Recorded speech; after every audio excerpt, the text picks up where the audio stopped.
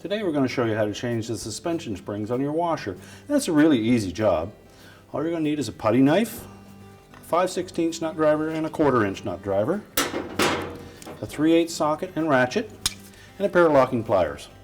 Let me show you how we do it. Now the first step of this repair will be to lift the main top and then remove the front panel. There's a couple of spring clips that are in about 4 inches from either side that we need to release to lift the main top. So the thin putty knife will come in from the center till we feel an obstruction, and then depress the spring with the putty knife.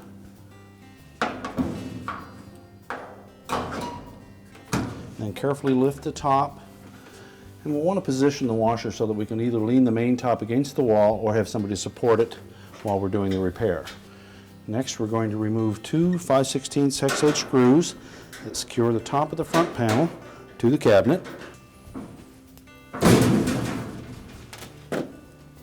Now we'll tilt the front panel away at the top, and then we'll disengage a couple of hooks that are attached to the base frame, and then we can remove the front panel and set it aside. Now with the front panel removed, we now have access to the 4 springs in the front. Now to get at the one on the right hand side, we will need to remove the motor, so we'll begin with that. It's held in place with 2 3/8 bolts to secure it to the base frame, and then we'll also need to remove the ground wire so that we can pull it out far enough and disconnect the main wire harness. Next we're going to remove the 3/8 bolt at the front, and then we're going to rotate that motor forward. If you can't get the motor forward enough to access that rear bolt, you may need to tilt the washer at this point and roll the drive belt off of the motor pulley. Then we're just going to reach in behind and we're going to locate that 3/8 bolt. It's identical to the one on the front. Just pull that bolt out and set that aside. Now we can just lift that motor up and out of the opening. Slide it forward enough. Being careful not to put any strain on the wire harness.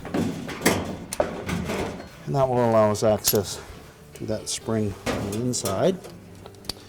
Now with our locking pliers, we're going to pull up on the spring and disconnect it from the top portion first.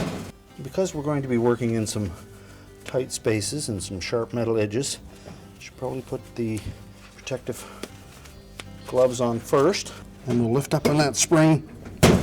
The tub as close to that spring as possible, and then lift straight up on it and disconnect it from the top.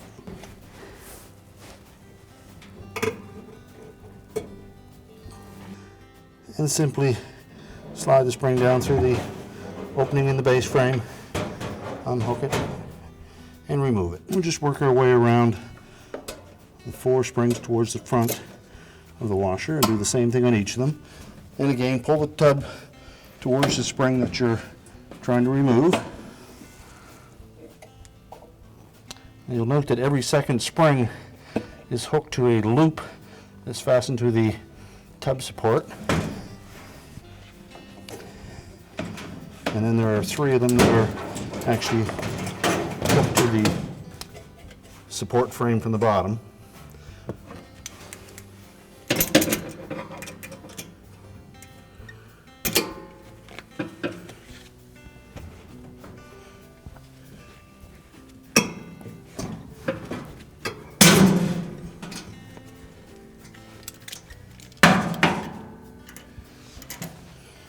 Now when installing the new springs, we want to make sure that there's enough lubricant in those bottom slots as well as the top hooks so that they don't squeak when the washer is in the spin cycle.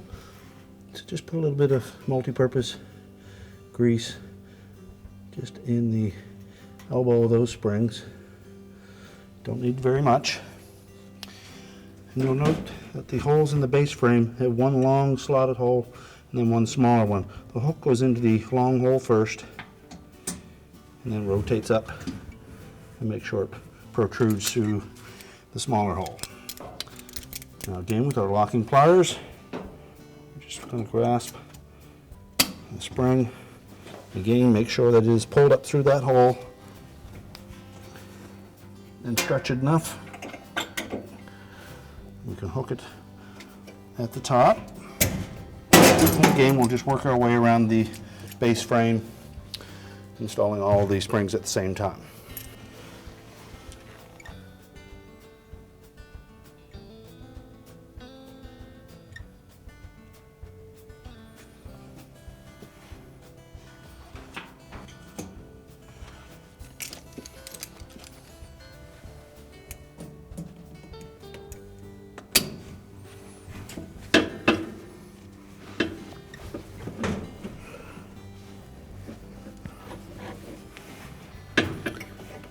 Pull that spring up to the top hole.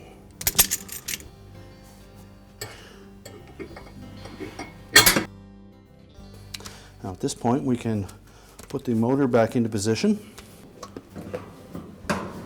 Just carefully lift it up and set the pulley down through the hole and install the bolt on the front.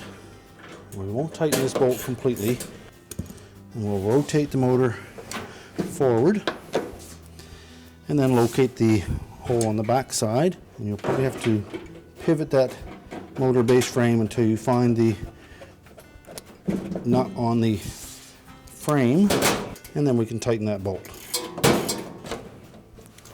And rotate the motor back into position, tighten the front bolt securely, and then rotate the ground wire into position. And we'll install the machine screw to the motor base frame first,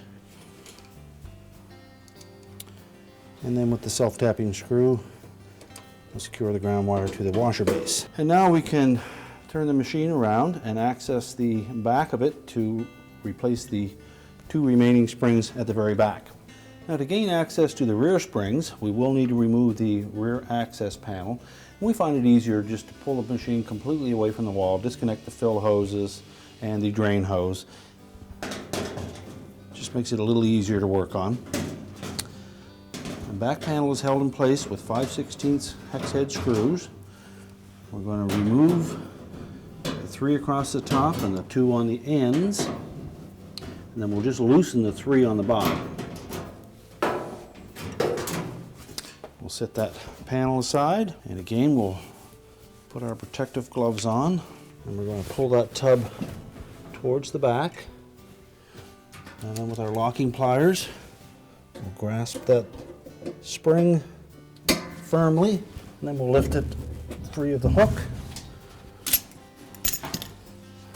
tilt it out of the base frame, discard the old springs, and then we'll apply a little bit of grease to the hook on those springs before we reinstall the new ones, and verify that the openings on the top have grease on them as well, and if not, add some to the spring.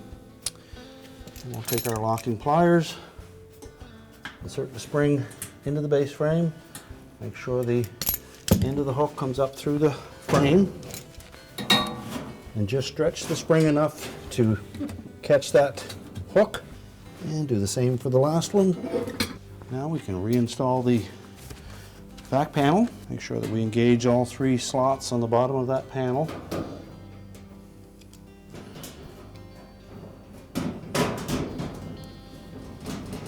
Now we're ready to reconnect the drain hose and the fill hose and put the washer back into position. Now to reinstall the front panel, we want to make sure that we engage those slotted holes on the bottom of the front panel with the clips that are attached to the base frame. We also have a couple of locating pins, one on each side, that will have a nylon insert that slides over those. Make sure those are both in position before we install the panel. And then as you raise the panel into position, make sure that those pins line up with the appropriate hole, and then hold it in position. And we'll start the 5/16 screws to secure it. And make sure both of those screws are tight. And also check there is 2 locating pins on the top of that front panel that will engage 2 holes in the main top. There's also a rubber gasket that fits down over those pins. Make sure those are both in position. And carefully lower the main top. Line up those pins and then press the top into position so that the spring clips catch. We're ready to reconnect the power, and our repair is complete.